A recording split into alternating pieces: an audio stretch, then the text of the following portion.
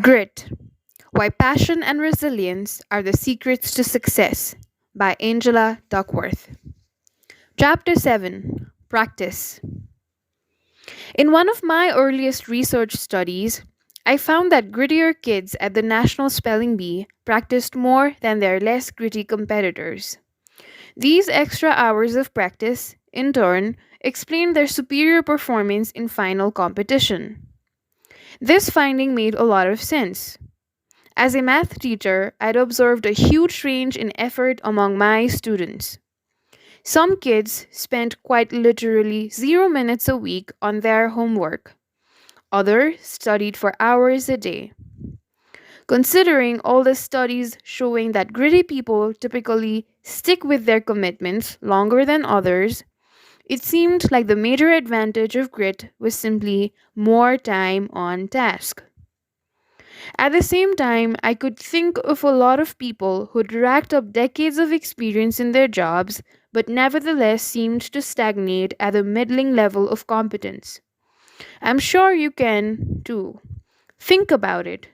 Do you know anyone who's been doing something for a long, long time, maybe their entire professional lives, and yet the best you can say of their skill is that they're pretty much okay and not bad enough to fire? As a colleague of mine likes to joke, some people get 20 years of experience while others get 1 year of experience 20 times in a row. Kaizen is Japanese for resisting the plateau of arrested development. Its literal translation: continuous improvement.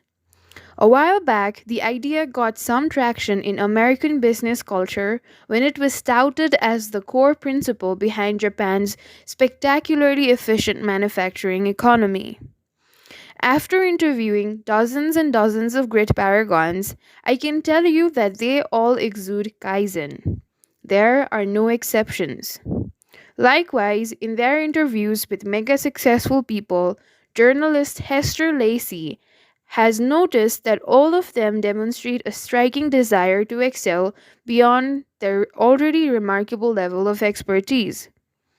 An actor might say, I may never play a role perfectly, but I want to do it all well as I possibly can. And in every role, I want to bring something new. I want to develop. A writer might say, I want every book I do to be better than the last. It's a persistent desire to do better, Hester explained. It's the opposite of being complacent, but it's a positive state of mind, not a negative one. It's not looking backward with dissatisfaction, it's looking forward and wanting to grow. My interview research made me wonder whether grit is not just about quantity of time devoted to interests, but also quality of time. Not just more time on task, but also better time on task. I started reading everything I could about how skills develop. Soon enough, this led me to the doorstep of cognitive psychologist Ander Ericsson. Ericsson had spent his career studying how experts acquire world class skills. He studied Olympic athletes, chess grandmasters, renowned concert pianists, prima ballerinas, PGA golfers, Scrabble champions, and expert radiologists. The list goes on. Put it this way, Ericsson is the world expert on Ericsson is the world expert on world experts. Below, I've drawn a graph that summarizes what Ericsson's learned. If you track the development of internationally renowned performers, you invariably find that their skill improves gradually over years. As they get better, their rate of improvement slows. This turns out to be true for all of us. The more you know about your field,